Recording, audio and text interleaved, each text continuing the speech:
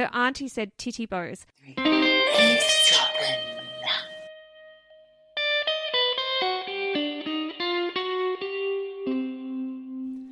She's back. She's back in a robe. And not the usual robe, it's a pink spotted robe. It's Michelle. Hello. Hi. Oh, it feels good to be back on the mic. It's good to be alive. Good time to be alive.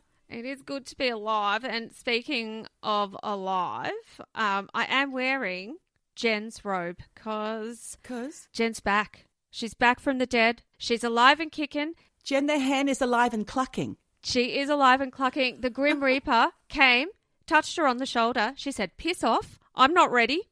Not today, Satan. Not today. Come back. Come back another time. And honestly, miracle of miracles. Jen has pulled through. She's still on this mortal coil. And really, I feel like all the love from the eavesdroppers out there. Yes, and the magic spells. The spells. The good wishes. The good wishes. The vibes. You got the vibes, people. It's all helped. And somehow Jen is still with us. Because I am in her robe. I said, Mum, I need a recording robe. So I've got Jen's pink love heart robe on. It's love hearts. It's love, not splots. It's love hearts. I've got Jen's pink love heart robe on. That's for you, Ray, because I know you're jealous of the robe. He wants a robe, but he will sit there naked with his legs apart and the camera very low down, Michelle. That's why I was so concerned. Listen, we're gabbling for those who might have just joined us and are not part of the Eavesdroppin family, because that's what we are. Ray rightly said it a few episodes ago. We are a family, and you have joined us, and we're eavesdropping because Michelle and I like to have conversations together, and you get to listen. I'm Geordie. And I'm Michelle. You are an eavesdropper because you're eavesdropping on us. Thank you. Thank you. And if you joined us in the last few weeks, you would have heard different guest hosts, for which I will say thank you so much to Ray Hill and to Christabel Matthew Roseaccord, both for stepping in and filling in for Michelle's enormous tiny shoes. I was absolutely thrilled to hear these wonderful co-hosts. Ray, jealous of the robe, calling me little bitch, and just wonderful stories. It was great to hear all about the motorcycle throbbing between his legs. He didn't seem to pick up on that, did he? Each time. I said it a few times, he didn't seem to jump on it. He's like, well, yeah, I love something throbbing between my legs. Ray was absolutely wonderful. And in fact, there was a bit of nail from Safka who said, yes, go Ray, fabulous ep and a great chap. Much love to Jen and Michelle. A great chap. He did touch the hearts of the eavesdroppers. He certainly did. He did. And also Chris with her Gen Z horror story of Onision. Oh my God. It was a lot. It was a lot. In fact, I almost felt like I'd need to edit out some of that stuff because it was rough as. Rough as dog's balls. That guy, sorry, I'm just going to call it creep. What a fucking creep. A creep with a platform, even worse. I know. And do you know what? When Chris said, mildly attractive emo dude, well, of course, doing all the links, I looked him up. He is mildly attractive. I can see why young girls might become a little bit obsessed because if you're into that look, I can see how he might be mildly attractive. However, I did watch the I'm a Banana. What a dickhead. Oh. Sorry. What an absolute dickhead. He's giving the kids what they want, apparently, and then getting what he wants from the kids. Well, he's giving the kids a rating out of 10 for their bodies because they're sending in pictures. It's absolutely disgusting. And outrageous. And if you don't know what we're talking about, go back to the previous episode where Geordie has co-host Christabel talking all about a YouTuber that I'd never heard of. Yes. Well, that's the thing. That's why it was good to, even though her microphone sucked, sorry about the sound quality, everybody, but it was good to have a Gen Z perspective. And I often go to her to get her to describe or explain things for me, as you could probably tell by the episode, because she had to explain all the text speak in my story. HMU, hit me up. I didn't know that. I spent hours thinking, what does that mean? The new word is, if you're like the top dog at school, you're not alpha. What are you? You're sigma. It's one of those other like Grecian whatever, alpha, pi, beta, sigma. Right. But you're not alpha. You're Sigma. It's like, oh my God, she's so Sigma. Oh, for fuck's sake. They're using all the words in the wrong context. I know. In fact, my daughter said the other day, I was having a chat. You know, I was in Amsterdam at the weekend with listeners, Steve and Yannicka, shout out. And my daughter, I said something about needing the loo. So did Steve. I said, well, maybe you can go and relieve yourself behind a bush.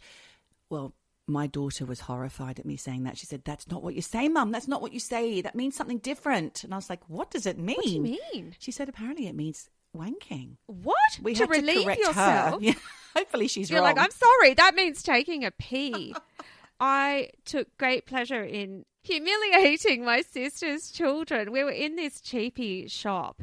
They're obsessed with bows. Bows are the thing. Enormous, ugly bows. Enormous, ugly bows. I've seen them. Whether it's screen printed or real bows, bows are the thing. Jesus. And there was a T-shirt with 2 bows, and I was like, oh, look, George, look at this T-shirt with 2 titty bows. And she was mortified. Did you shout that across her the shop? auntie, oh yeah, of course, her auntie said titty bows. And when I saw her turn red, I said it about 7 more times. Yeah, you've got to go in hard. You do. Yeah. You've got to go in hard. She walked away. I used to run up behind my daughter and her friends and say, selfies, and try and get in on their shots. They hate that. But listen, Michelle, like you said about Safka, we have a bursting mailbag, actually. Both Shari and Safka, both very concerned about Jen and you, sending all their love. And Thank they've you. offered a bunch of television recommendations. One of which, previous one of Safka's, me and Yannicka started watching Dirty Pop. We started watching that one. And?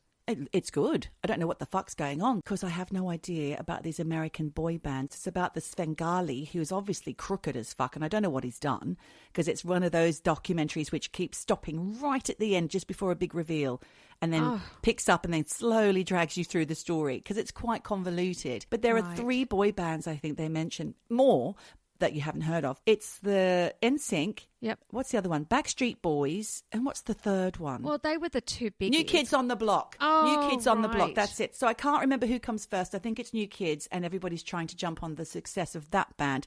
And NSYNC with Justin Timberlake and Backstreet Boys. I mean, I get so confused. Look, forget it because I can't explain. But all the way through, it's so annoying for poor Yannicka saying, which one's that? Who's that one? Which band is this again? Is this the Backstreet Boys or is this... But who would know? Because they all had the same haircuts. They all sound the same. They do. I'll just say that Jen is obsessed with Adam Lambert. Do you know who that is?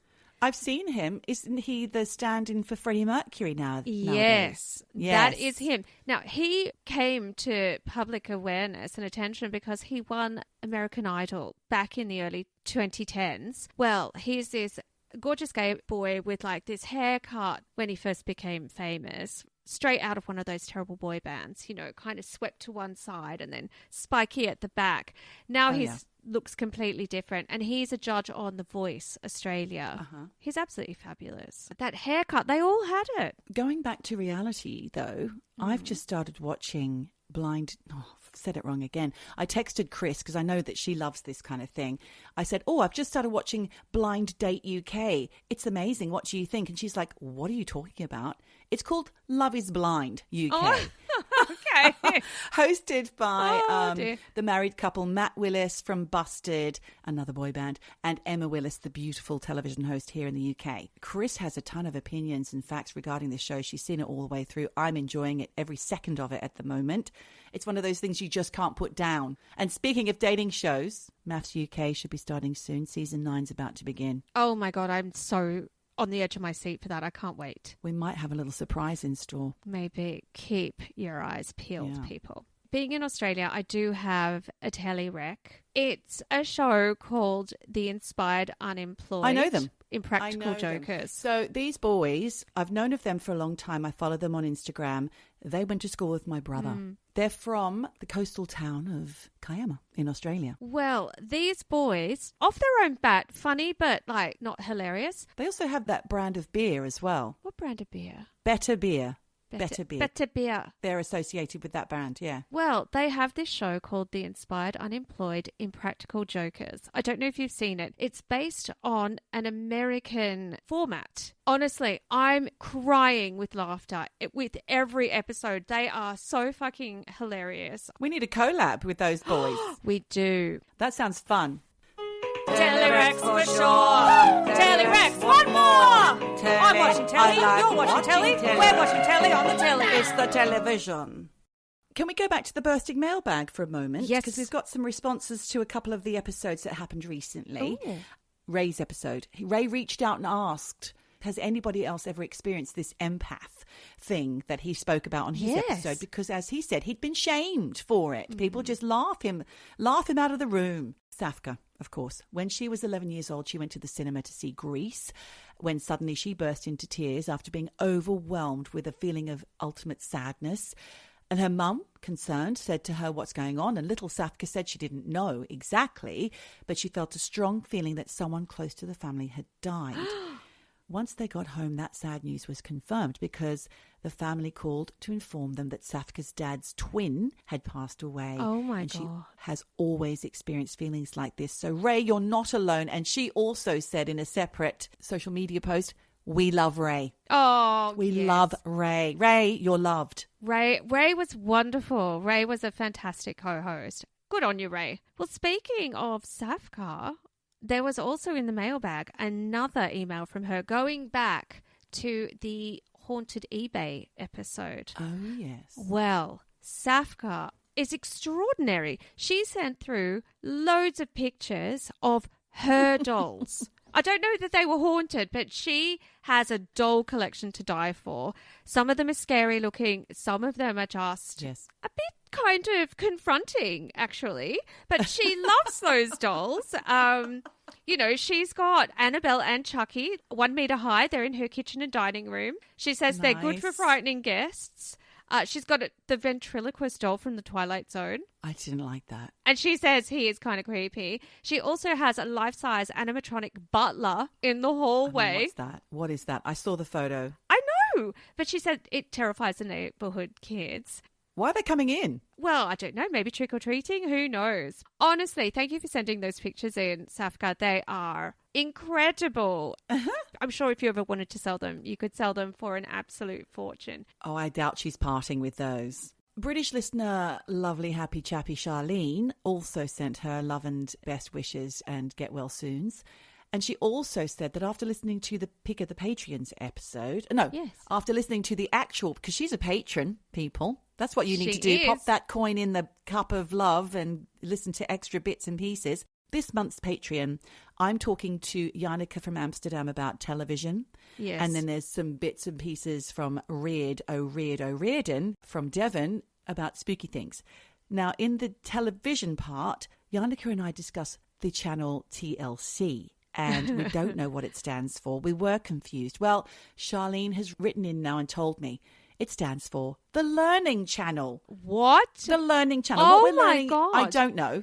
Learning how to pop pimples, learning about Mormons and hundreds of wives, learning about, I don't know, just the most bizarre and grotesque of Learning of how our life. to sit on your ass and watch shit telly. That's what Pretty it's teaching much. you. But she said that her and her wife have an unhealthy obsession with the program My 600-Pound Wife. I need to see that. Thank you for the rec. I think it just comes thick and fast out of the TLC, the Learning Channel, as we're going to call it from now on. But she watches other things too, Michelle. She watches a TV show called Lost Boys and Fairies on iPlayer, and another one she's recommended called We Might Regret This. Both of those programs are on iPlayer. Now, I know that Lost Boys and Fairies, I thought it was about Peter Pan. It's not. I think it's about same-sex marriages adopting. And she said it's heartbreaking and sad, but it's so watchable.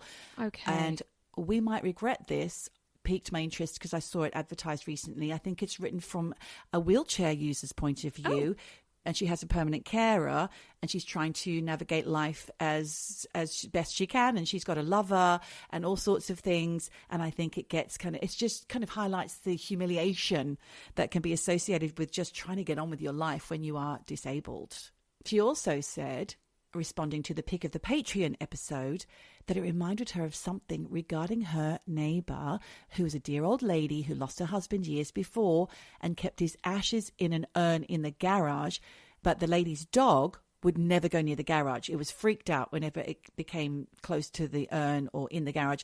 The dog would become agitated. It would growl. Its hackles would raise, and it would be growling at something that the old lady couldn't see. So eventually this urn magically falls off the shelf. So the old lady decided, right, that's it. She took it down to scatter the ashes at a fishing lake that her husband enjoyed going to.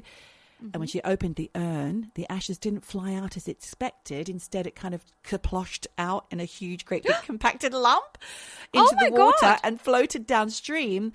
And Charlene said, I guess he was telling her he was uncomfortable crammed in the urn. Oh, my God. I don't even know what to say about that, because you and I have had conversations in the past about ashes and touching them, and they do get greasy and stuck together. Well, that is what I mean, and then obviously we talked about that woman who ate her dead partner's ashes. Right. She would take him to the cinema and just dip a finger in like it was sherbet, and she basically ate all of him. He's all gone. There's none left. So bad. Go back and listen to that ep. Charlene also has something relating to Ray's story about the empaths. Mm-hmm. She said she often experiences that feeling of impending doom and has heard that it's often associated with the ASD diagnosis, autism spectrum. And she said that she is also ASD, and she said it's like a crappy superpower. And of course she has something to say about the belly button letter, Michelle, that I read out with Ray. She said yes, exposure therapy would have been what she would have recommended as well, because it worked for her with avocado. She obviously didn't like avocado, now she loves it. And as a hypnotherapist, our Charlene listener is a hypnotherapist, how wonderful. She recommends hypnotherapy as a way to combat fears and phobias. However, Michelle, on the day of that podcast episode coming out, you may have seen our mailbag was bursting with more letters from the original letter writer. The anonymous belly button, yes. I was quite distressed when I read that letter. I didn't know what was going on. It doesn't ring slightly true. So if I'm wrong, I do apologize, dear listener. But I felt like your letter might have been generated by AI or something, or it's a bot. Interesting. Or we're being zorbited. We might be being zorbited. Oh, my goodness. Well, I'm not sure. A lot of slashes. There was a lot of slashes, and also it was quite detailed. And it just went on. It was a very long email. I have to say, in my state of distress, I couldn't get through that email in the mailbag. But I will when I have a little more brain space to be able to do that. If I'm wrong and the writer of that letter is legitimate, please do write in again, maybe without all the slashes. Just explain to us why you enjoy the podcast, because the requests that you have for us to do entire episodes on belly button related are not really in keeping with the sort of things that we talk about on the podcast. So are you a legitimate listener? We just want to know. If not, and you're just having some fun, great, that's fine. We love fun. We do love fun. But we won't give you any more time unless we know that you're real. And also, on the idea of fun, if you are a Patreon member, you will have seen the link to the very gruesome and watch at your own risk Dr. Pimple Popper. There were some grim ones. I apologize in advance if you are squeamish, because disgusting, Michelle. They were intense. I mean, I love a good squeeze. I'm a squeezer. I love to see a blackhead burst with a nice kind of snake worm of pus, if you like. Oh, that's awful. I'm a squeezer. I'm a squeezer. I'm a groomer. I would have been a monkey in a previous life. I don't know. Watch at your own risk is all I'm saying if you're a Patreon user. And I will say, as a very last mailbag delve, or having a root around in that old mailbag, Kiss Apocalypse has been in touch. He says, here I am popping in like that annoying neighbour wanting to borrow your bar mix.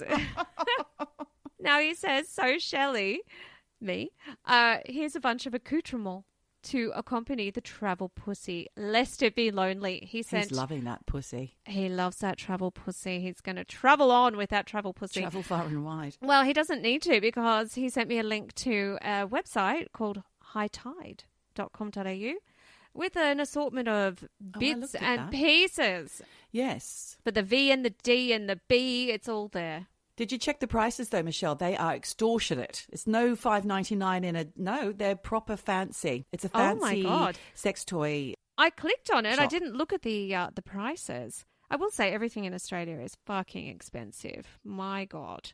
So, Michelle, this episode, what are we coming back alive with now? Gone too soon. Gone too soon.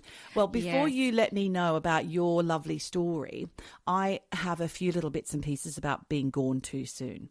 Okay.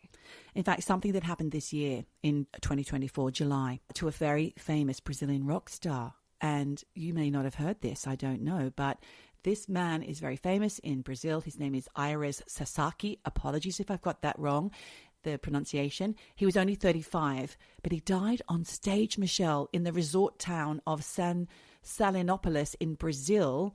And I listened to one of his songs on YouTube, and I can only describe it as a light version of Soundgarden or something. Well, can I just tell you that this is quite bizarre that you're talking about someone dying on stage, because all over the news here in Australia is the death of Fat Scoop, a rapper from the 90s who died on stage 2 days ago. Oh, my God. Well, I didn't have that to hand to add that to my list of people. Crazy. Wow. Okay, well, let's go back to poor Ayres. How did it happen, you might wonder? Well, basically what happened was a fan climbed on stage during this gig, and for some reason the guy fan was soaking wet. Oh. I don't know what it was. Was it sweat? Was he covered in beer? I don't know. Had he poured water on himself due to the heat? But once he got on stage, he was hugging it out with Ayres, and he stepped back just as a cable short-circuited and it delivered a fatal electric shock to the lead singer. I don't know what happened to the guy. Was he still hugging? I think maybe they hugged and then he stepped back soaking wet and stood on a cable, broke it, and electrocuted himself to death, basically. Oh, my God. He's collapsed on stage. People ran on stage to try and resuscitate him, but he died on the scene at this solar hotel in Brazil. And what's even sadder is this poor guy only just got married like 11 months before.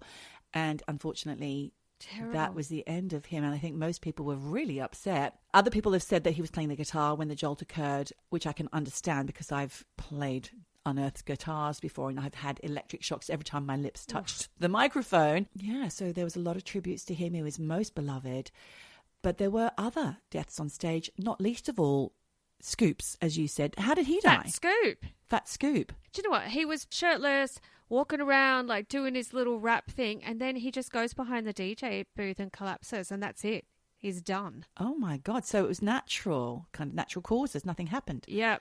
I mean, he was God. a big boy, Fat Scoop. It was only 55 or something. Gee whiz. Okay. Yeah. Well, in 1972, Les Harvey, who was the guitarist in Scotland's band Stone the Crows and brother of Alex Harvey from the sensational Alex Harvey Band, he also died on stage after touching an ungrounded microphone with wet hands. Guys, keep dry on stage. Keep dry. The fingers of his other hand were on the strings of his guitar. Maybe he had two wet hands. I don't know. But immediately was electrocuted in front of a live audience. And this is, like I said, 1972. A roadie tried to unplug the guitar, but he couldn't get it undone. I think it must have still been live. Oh, my God. Awful. Did you also hear about this French singer who was only 35 who also died of electrocution on stage in 2017 as the result of an equipment malfunction? She was actually performing in a church in the town of Gaudin in southwest France at a festival when she collapsed on stage, pronounced dead of cardiac arrest. She normally performed barefoot and her foot made contact with a defective piece of electrical equipment. It's just so dangerous. Shit. I mean, all those years you and I have been on stage, yes, I've had that electric feeling like on the lips, yeah. Yeah, but nothing more than that, thank God. Thank God. What about Keith Richards? Can you imagine all the times he's escaped death? There's been many, you can imagine, right? Yeah. Well, here's one other time. In 1965 at a show in Sacramento in California when they were playing the song The Last Time. Spooky. Mm-hmm. His guitar touched the microphone stand and he got an electric jolt which shot out of the guitar, threw him backwards. He was passed out on the ground. People thought he'd been shot and killed. Mayhem ensued And writer Mick Martin, who was there, said, I was right there in the front row in front of Keith. I saw the blue light. I literally saw Keith fly into the air backwards. I thought he was dead. I was horrified. We all were. Silence fell over the crowd. They carried him out with oxygen tubes and he was semi-conscious. I patted him on the shoulder and said, I hope you're going to be okay. And luckily he was. Some say it's because he was wearing rubber-soled suede shoes that saved him and he came away with severe burns. But here's the fun fact about Keith Richards. You may or may not know. He said he's actually tried snorting his dad's ashes, going back to ashes. Oh, yeah. Why would you do that? I don't know why Keith would do that, but he said he couldn't resist grinding him up with a little bit of blow. He said his dad wouldn't have cared. He didn't give a shit. It went down pretty well, and I'm still alive. Oh, he's still fucking alive. I tell you, this Anita Pallenberg documentary, there's a lot about Keith in there, but what a fucked up pair. My goodness. I'll give you one more before I pass the mic to you, Michelle, because I know you've got a great big story for us today, and it's a little bit heartbreaking. I don't love this story. It's about a pop star in Indonesia named Irma Bule, who died after being bitten by a cobra mid-performance on stage. Oh my so God. this cobra was part of her act, right? Like Britney Spears would come on with it wrapped around her. And unbelievably, after being bitten, she carried on her performance for 45 minutes after the bite. Then she collapsed on stage. She was only 29 years old and... The show must go on. Exactly. And this particular cobra had not been defanged as normally it would be. Right. And what happened was she stood on the snake's tail in the second song and it immediately sank those fangs into her thigh. But if you get bitten, you just go, sorry, show's over. I need urgent medical attention. She paid with her life. What she did was she jolted when it bit her, momentarily stopped dancing to sit down while the snake handler came on stage, tended to everybody. She refused treatment and carried on singing before she started vomiting and collapsed. Oh, my God. And there is, sadly, there is footage on this. Yeah, I didn't watch it because I won't, and I would recommend that you don't. But these are horrifying stories about... Well, that's the thing. Even watching the Fat Scoop, you just realise, like, this is a man who you see... Oh, you saw it? It was all over the bloody news. Why are they showing that? They show shit like that. But you don't see him actually die. You see him kind of collapse behind the DJ booth. You see him go down. And you realise, I've just watched the last seconds of a man's life. Like, it's awful. Thank you. I mean, do I say thank you for that? I don't know. Thank you. Thank you for just being you. Yeah? Thank you. And now we can all get some sleep. It's a Clayton's moment. The drink you have when you're not having a drink. Good on you, Tomo. This week, I've got a GAWN Too Soon. Yes. It's someone we've pinned to talk about more than once. So I'm going to go back to black, to the mid-2000s. And we are looking at the life and death of Amy Winehouse. So loads of people already looked at that, Michelle. What can you tell me that I don't already know? It's just a GAWN Too Soon of a girl with an old soul. Wasn't just known for her music, her toxic relationships, drug addiction, eating disorder, paparazzi, all of it, you know. But... Were you a fan? Well, that was my question to you. Were you a fan? Not really, but I didn't dislike her. In fact, I think I listened to the first album a lot on repeat because one of our listeners, actually, who I used to work with, Terry from Berlin, he loved that album and he was responsible for the music being played in the flagship store of Miss 60 in Carnaby Street, where we would often work together. Well, I probably heard her album when I came to visit you in that store, but I was not, a little bit like you, I was not really into her music at the time. And, you know, I know we've talked before about the early 2000s when I was working for all those like gossip rags in London. Oh God, she was on it all the time. Yes. In those blood-stained ballet pumps. Yeah. She was the butt of every sexist, awful, body-shaming, drug-taking, alcoholic joke. God. Every issue. In fact, Heat Magazine, I'm going to name it, Heat Magazine had a column called Where's Wino? Oh. And it was dedicated to just shaming her for being papped drunk, being papped with half her hair extensions falling out, whatever. And this was all when she'd released Frank, the album that you were just talking about. It was at the time when she was a staple at Camden's Hawley Arms pub. Guess who else goes there?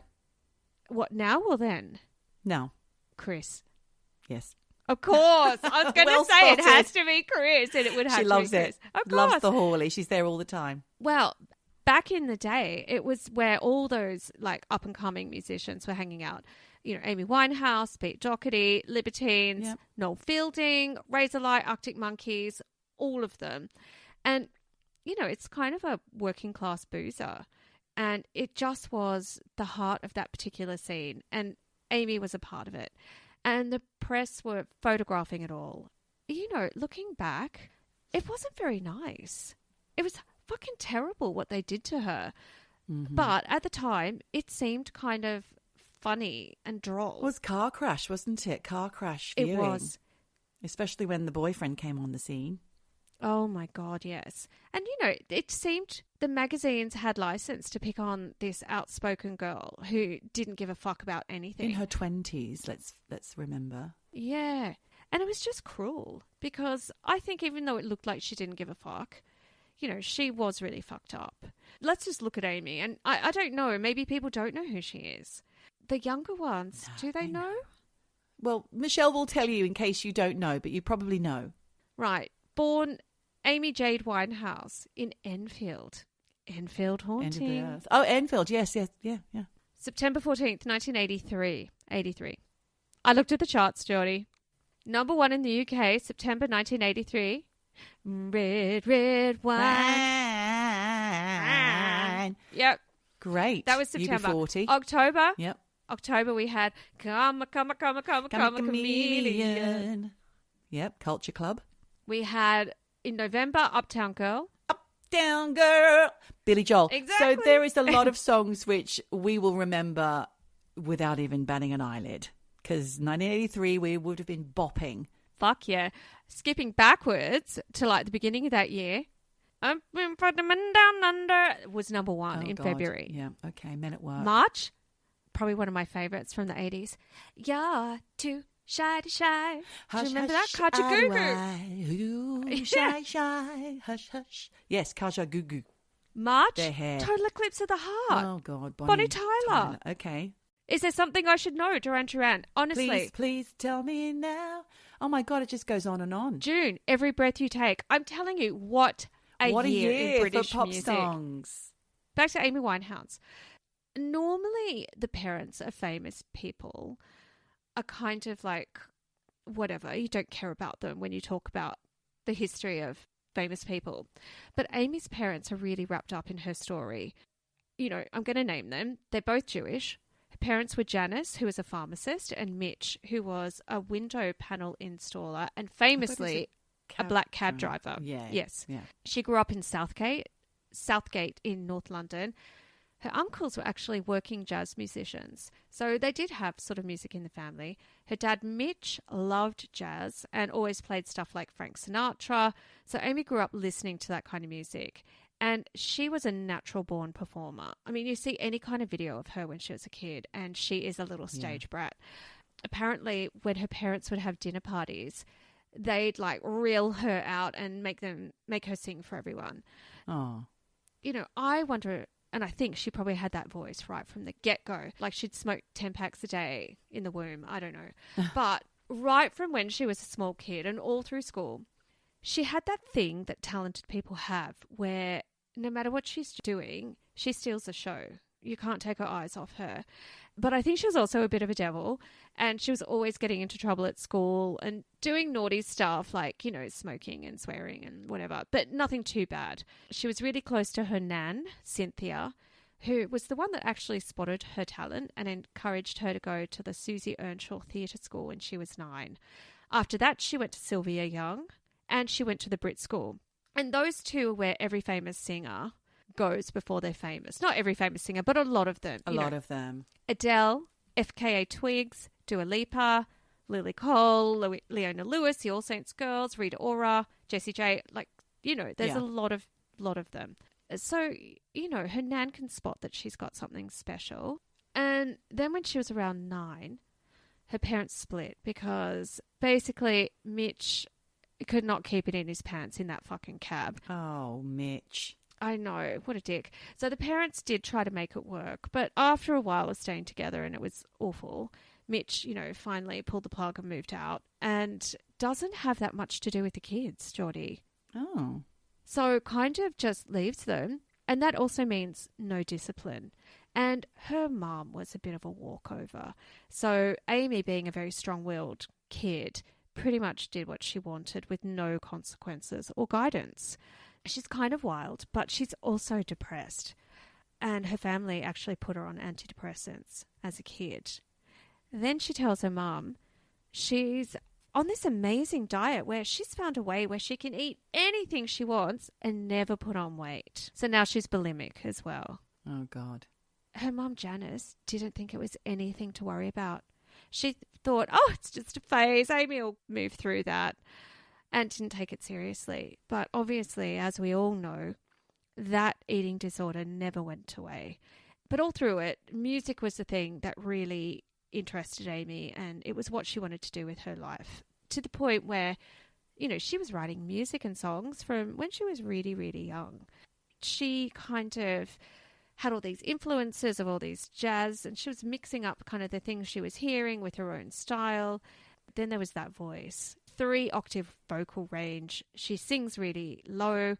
She just had that unique sound. And, she's at school, she's doing gigs. She starts to get noticed by talent scouts. And I was thinking about that. I don't think they even exist anymore. Yeah, sure they do. Well, they're people that look at TikTok. Well, exactly. They're scouting TikTok. They're scouting the social medias. They're not going out to shows. Maybe they are. Maybe they're still walking around Covent Garden and they'll see somebody performing. I don't know. Maybe. But I think the thing with Amy is that she wasn't just a talent. She was smart and she was gobby. She had a big personality. Yeah, she had attitude, yeah. Yep, and she didn't give a fuck. And in 2002, she signed to Simon Fuller's 19 Management. Same as the Spice Girls, was it? Exactly. He was the brains behind the Spice Girls. He created Pop Idol, American Idol, all the idols. Yeah. So his company signs her. So you kind of know she's going to do big things. But they take it slow with her, and she gets this small deal paying her 250 quid a week against future earnings while the management company is developing her. Thing is, people were hearing about this gobby girl from North London who had this incredible voice, and they were all trying to sign her even though they hadn't heard anything.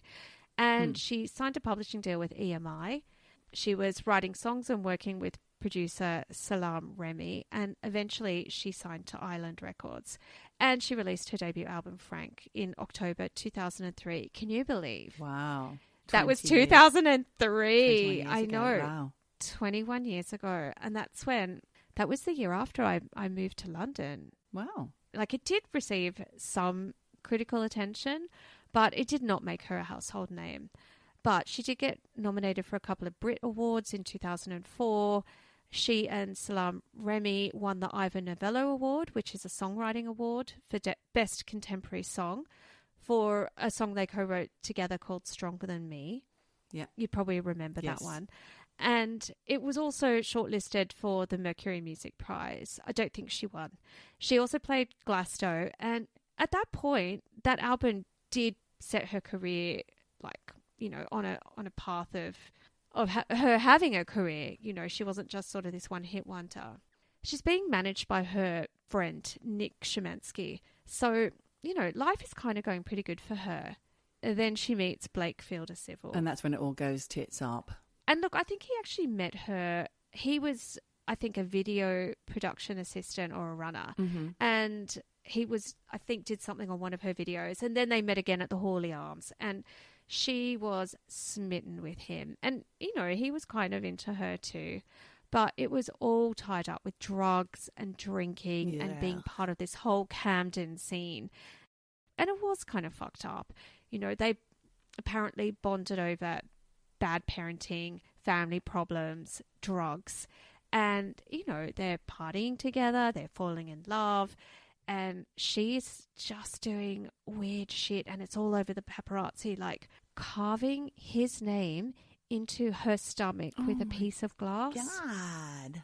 All of this stuff is in this really amazing but really sad documentary called Amy, which came out in 2015. Can you believe that's nearly 10 years ago too? Yeah. So look, even if you're not a fan, it's a really moving film about her life. And in it, you know, there's this recollection from her friends, because she's got this core of school friends that really stuck by her. Yeah.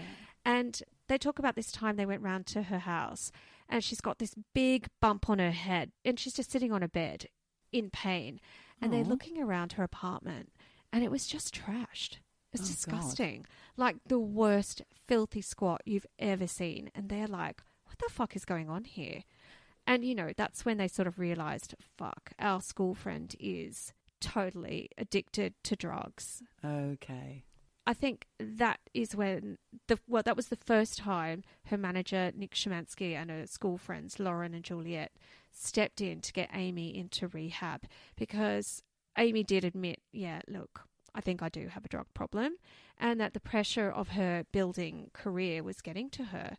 So Amy agrees to go and meet with a social worker from a rehab centre. And then she's like, well, listen, before I go and meet this social worker, I want to go talk to my dad, Mitch, about this and see if he thinks I should go there. Her dad, he cheated on his wife. He all but abandoned his kids. And when Amy got famous, he got himself on the books and basically off the back of her money and her fame, tried to get his own singing career started. Right. Okay. It's just creepy. He saw her and he was like, honey, you don't need to go to rehab. You're fine. Cue the song. Exactly. One of her friends was with Amy when she saw her dad. And apparently the friend said Amy was acting like a little kid around her dad, doing things like sitting in his lap and pouting and being like, oh, daddy. And, you know, just really kind of infantile. Infantilizing herself. And obviously, as you alluded to, you know, her dad, Mitch, said, No. You don't need to go to rehab. No. And that's the lyrics to Rehab. But what a dick. Because he was like, she doesn't need rehab. She's just young and exploring And also, life. taking her to rehab means that she's not out in the world. She's not earning. She's not producing records. Yep. She's not furthering her career. He was probably thinking about keeping her on reflected glory. It's not on him, you know. So, and he wants to stay on the payroll, and so does everyone else who's sponging off her. It's not worth so their she doesn't while. go to rehab, and her life spirals. Yeah, her life spirals out of control. And in the words of her manager, Nick Szymanski, he said they lost a very key opportunity to help her. So it's 2005, and the money's rolling in, and Amy buys a place in Camden and starts drinking more. She starts smoking crack. Oh, she's meant to be writing. Yeah, right. I know. She's meant to be writing a second album, but she's not. She's just getting wasted and going to the Hawley Arms, and the recording company is starting to freak out. And she's like, just chill, it's coming. But in honesty, she was doing fuck all. And her relationship with Blake was on again, off again. Mm-hmm. And at one point, you know, he goes back to his previous girlfriend. Amy was devastated. And of course, that's when she writes the defining album of, I would say, the 2000s in many ways. You know, she had this relationship which gave her the fodder for Back to Black. Yes. Which, again, she produced with Salam Remy.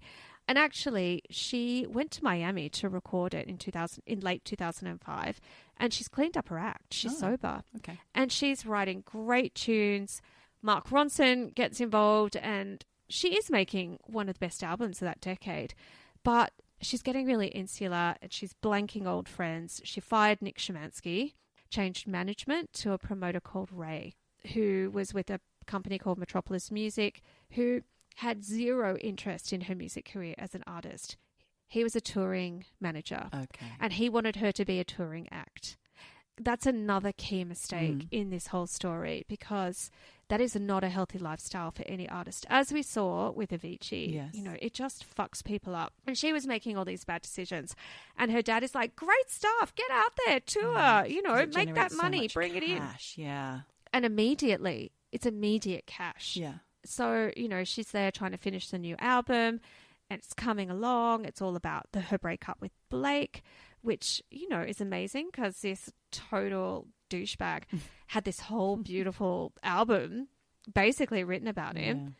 You know, songs like You Know You're No Good, Love is a Losing Game, Back to Black, Tears Dry on Their Own, Rehab. Almost every song on that album is a hit. And she's sober at the beginning of the this whole recording of the album. But by the end, she's back on the coke. She's back to smoking crack. She's back to being bulimic. Her life is basically going back to black. And she's looking fucking terrible. But somehow the songs are amazing. Her vocals are amazing. And she decides, I need an image revamp and I want to look like the Ronettes. So that's when she gets the beehive and all the fake hair. And when Back to Black is released in 2006, it is a worldwide instant success. It's massive, you know, everywhere. She kind of goes from this underground kind of jazz singer with potential, because that's what Frank was, to the biggest artist on the planet almost overnight. You know, she has sold, of that album, more than 16 million copies worldwide since it was released and counting. Yeah. And I don't even know how that works these days because of Spotify. You know, like, how do you monitor how many albums are being sold? Her success went ballistic, but her personal life fell apart. Yeah. You know, she's back on the booze. She's back on the drugs. She's trying to get back with Blake. She's also too shit-faced to perform. She's passing out on stage. She becomes one of the most photographed women in the world for all the wrong reasons. Yeah. And the press is savage. You must remember. They just went after her and they were ruthless. You know, the front pages were always Amy throwing up, Amy looking drug-fucked, Amy with blood all over her ballet pumps, Amy looking anorexic, you know, Amy with her tit out and her terrible tattoos. Like, it was horrible and it was front page. They would not leave her alone. And she was a wreck, you know. But she sold papers and they hounded her. And it was brutal. In May 2007, she snuck off to Miami to try and get away from the press. And she and Blake were back together at this point and they secretly got married. Oh, my God. And then she started using heroin. Oh, dear. And Blake admitted that he was the one that gave her her first hit. Nice. And that's when her drug addiction and bulimia really hit new lows.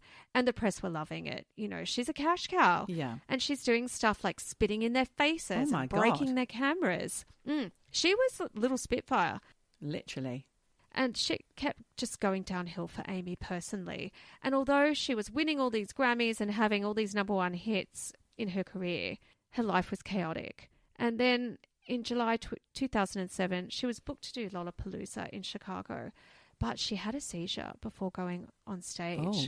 Now, look, she did come out of it and she was pressured to still go on. Fuck. No way. She just had a seizure. She should be in hospital being monitored. That's outrageous. It is outrageous, but there's a quote from Blake about it that says, and I quote, "I was there when Amy suffered her first seizure, and I still break down thinking about it. We'd been taking drugs all day long. Then my wife just started shaking violently in front of me. I started crying, and I lay her down in the recovery position. I cleared her airways to make sure she wasn't choking. 15 minutes later, she was pushed on stage to do the gig." 15 minutes? Yeah. They did not give a fuck about this poor girl. That poor girl. Yep. That's outrageous. Just shades of Avicii here. You know, it's really awful. Yeah. And look, by August 2007, she's really fucked. She'd OD'd, and according to the doctor that treated her, it was a miracle she was still alive and not in a coma, considering the amount of crack and heroin and alcohol in her system. And look, Mitch finally thinks, oh, maybe Amy should go to rehab. But Amy's like, no, I have to get back to the USA to perform more gigs. But her friends are worried about her. There are lots of people around her who are worried about it. But there are also lots of people who are like, well, you know, you can still function on heroin and keep working. Oh, for fuck's sake. They keep pushing her. But she starts cancelling shows because she can't even stand up. And then Blake and Amy decide they should go to rehab together, which is a bad idea because it lasts 3 days before they leave and both go on a massive drugs binge. Oh, dear. And that's when that really famous pic of the bloodied ballet pumps was taken. They went to a hotel, the Sanderson or somewhere like that, for 3 days, and they were being watched every second. Yeah. I remember this because it felt like, oh my God, this is bad. We're watching Amy Winehouse kill herself is basically what the media was wanting. And, you know, there was blood on her belly pumps, and the thing was that they were saying she was injecting heroin between her toes because her veins were so fucked. But, you know, she's also cutting herself. She's self-harming. October 2007, Amy and Blake are arrested in Norway for possession of marijuana, but they get off. Whoa. And then a few weeks later, Blake is sentenced to jail for 27 months for the assault of a bar owner and attempted bribery for trying to cover up the incident. So he goes to jail. Oh. And it's kind of good for Amy that Blake went to prison because she's away from this bad influence. But she loves him and she spirals to rock bottom. And, you know, the press are calling her Amy Crackhouse, and, you know, the Sun publishes a video of her smoking crack. Whoa. Yeah, I know. And the record company are like, you can't do this. And she's like, okay, I promise I'll clean up for the Grammys. But the US are like, you're not getting in, honey. You can't have a video of you smoking crack and expect to come into the USA. So she is nominated for everything. She performs via satellite. She's winning everything. She looks great. But we've talked about this before, this quote. On Grammy night, her friend Juliet says to her, oh my God, Amy, this is so exciting. Congratulations. And Amy's like, this is so boring without drugs. And 3 days later, she's back doing crack. And while Blake's in jail, she has an affair with some dude. And there's a video of them high as fuck playing with baby mice. It's weird. Yeah, it's weird. It's weird. It's just weird. And, you know, she's a full-blown drug addict. She's skinny. She looks like she'll snap. She's having more seizures, to the point where one of her doctors is like, one more seizure, Amy, and you're dead. Oh, no. And then in late 2008, Amy tells the press that she's got early-stage emphysema from all the crack she's smoking. Oh, my God. Like, it fucks you up. And by January 2009... when, you know, her star is starting to fall because the album's not number one anymore. The paparazzi is starting not to care about Amy Winehouse because it's a lot. She's done a few dodgy performances as well where she can't sing, she's not singing, she looks dreadful. It's just not fun to watch her anymore. No, it's terrible. So she goes on a 2-month getaway to the Caribbean island of St. Lucia. Caribbean? How do you say it? Caribbean, yeah. On the Caribbean. Do you know what? That's very... American. The Pixies. I was sailing in the Caribbean. Okay. I don't know why I said Caribbean. Caribbean. It's more Australian to say Caribbean. Caribbean. Yeah. Caribbean. Tanzania. Who says that? I don't know. Australians, maybe. Tanzania. It's so Tanzania. Are they trying to say Tasmania? I don't know. Tanzania. Amy's gone to St. Lucia. She is really like making progress. You know, she's putting on weight. She's looking better. Her hair is like her own. It's all wild and curly. She's not smoking crack. And she's doing well until her dad, Mitch, shows up with a fucking camera crew. Oh, God. This dude is making dollar off his daughter, getting better. He's come there without her consent to make a show that he can sell in the UK. Oh, and she is pissed off. But she agrees to do it because she loves her dad. Oh, God. Meanwhile, Blake is in prison, sees paparazzi photos of Amy with another dude in St. Lucia, and he's like, fuck that, and the pair get divorced. He goes on to marry some other woman. They have a child fairly quickly after the divorce and after he gets out of jail. So, you know, he just kind of moved on. Uh-huh. And I believe he didn't actually get any of her estate, is what I have read. But I kind of can't believe that's true. Even with a prenup, you would think that he would kind of go for that. Mm-hmm. Meanwhile, Amy has cut ties with Mark Ronson because in an interview, she has said he's basically trying to make out like he was the talent. And she was just kind of riding his coattails and taking too much credit for her songs. But we all know that she fucking wrote those songs and it's her amazing voice. He just produced, didn't he? Yeah, exactly. I'm sure he had some songwriting input, but, you know, without her kernel of talent and her stories and her storytelling and her lyrics and her voice, like...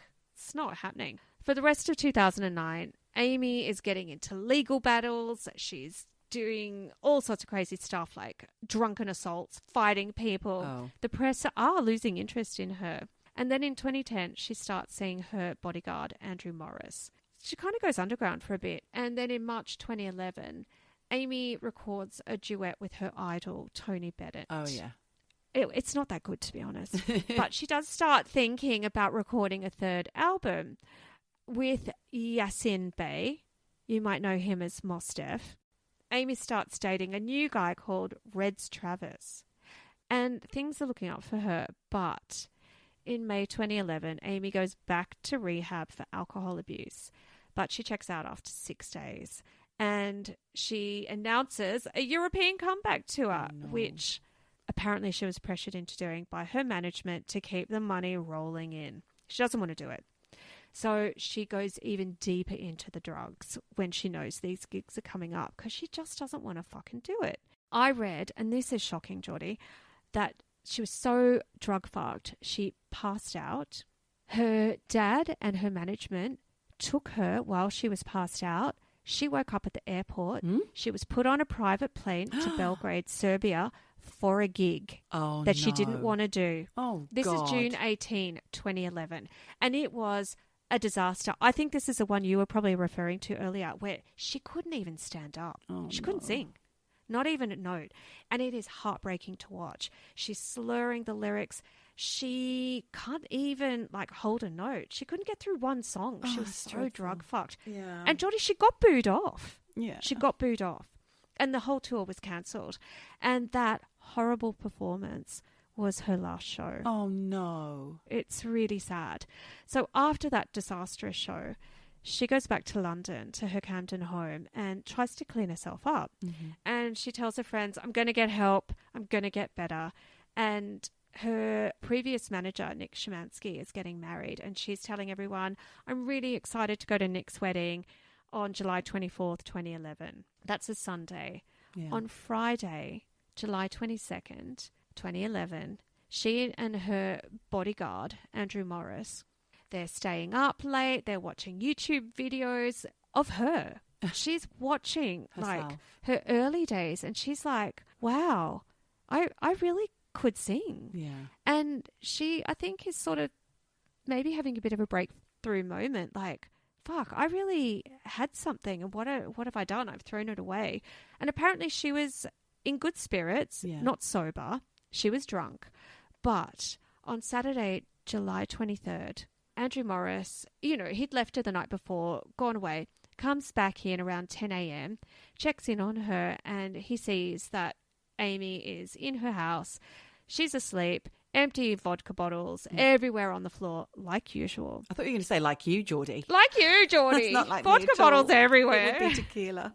But look, at 3 o'clock that afternoon, he goes back in to check on her, and she's still in bed, still in the same position, and he freaked the fucks out. He goes and checks her pulse. Oh, no. There is no pulse. So he calls emergency. The paramedics arrive just before 4 p.m. and she's pronounced dead at the scene. Oh. The cause of death was a combination of bulimia and alcohol poisoning that sent her into cardiac arrest. Oh, dear. Her poor little body just couldn't take it. And she spent her last 2 days drinking loads of alcohol after a 2-week period of not drinking at all. And her body just could not handle it after years of abuse. And just like that, Geordie, Amy Winehouse was gone too soon. And at the age of 27, which means she joined the 27 Club. Yep, exactly. That we've spoken about before. We have. So I don't know if you learned anything new about Amy. There was a couple of little factoids in there, but yes, I was taken back to that time. What was it called again? Amy? No, the documentary that was out in 2015. I saw it on a plane somewhere, and it was absolutely. I didn't think I wanted to watch it really, and I thought, why would I want to watch this? But actually, it was very, very interesting just to show how this amazing talent had been used really by people close to her. which is upsetting. And abused. But I also get the love. I get the love story thing because we do make bad choices when in love sometimes and we get carried away. I mean, I'm watching Love is Blind UK right now and I can absolutely tell you that these people feel like it's real. They haven't even met each other. Oh, my God. You know? Sometimes people are looking for something, and if they're both looking for something at the same time and they meet at that time, sometimes it can be like a star-crossed, you know, Romeo and Juliet kind of thing where it feels like it's meant to be. Written in the stars. It's just really destructive for each person. Oh, my God. I need to watch that. Absolutely fantastic Telerex today. Thank you, everyone. So much to watch. So much to watch. And thank you for all your love and concern for Michelle and her dear mummy, Jen the Hen. Thank you, really, from the bottom of my heart. It really meant a lot knowing that our gorgeous, amazing Eavesdroppin community was behind Jen and I at what was really a very low time. And thank you for welcoming all of our wonderful co-hosts who picked up for me in my absence. Thank you so much to them, and thank you to the Eavesdroppers for embracing and welcoming them. Oh, and on that delightful and uplifting note, I think it's time for us to say those 3 little comments that we make at the end, and I always forget what they are and what order they come in. Wherever you are, whatever you do, just keep eavesdropping. Eavesdropping. Eavesdropping.